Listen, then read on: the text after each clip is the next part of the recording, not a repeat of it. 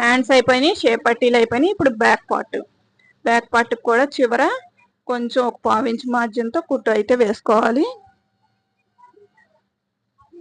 నేనైతే దీంట్లోనే చేతి పట్టి కూడా నేను నార్మల్ బ్లౌజ్కి దీంట్లోనే తీసేస్తానండి. లైనింగ్ బ్లౌజ్కి అయితే వేరే పీస్ వేస్తానన్నమాట. ఇదిగో చూడండి, మనం దీంట్లోనే తీసేసుకున్నాం కదా. అలాగే బ్లౌజ్కి టక్స్ వేస్తాం కాబట్టి నెక్కు మిడిల్లో చూసుకొని టక్స్ అయితే వేసేస్తాను నేను. దీనికోసం ప్రత్యేకించి మెజర్మెంట్స్, కొలతలు ఇవన్నీ ఏం పెట్టనండి.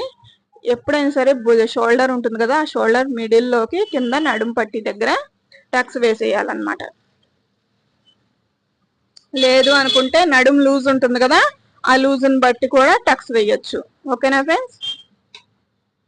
టక్స్ అయితే నేను 3.5 ఇంచులకు వేస్తానండి. మాకు సుమారుగా తెలిసిపోతుంది కాబట్టి 3.5-4 ఇంచులు అయితే వస్తుంది.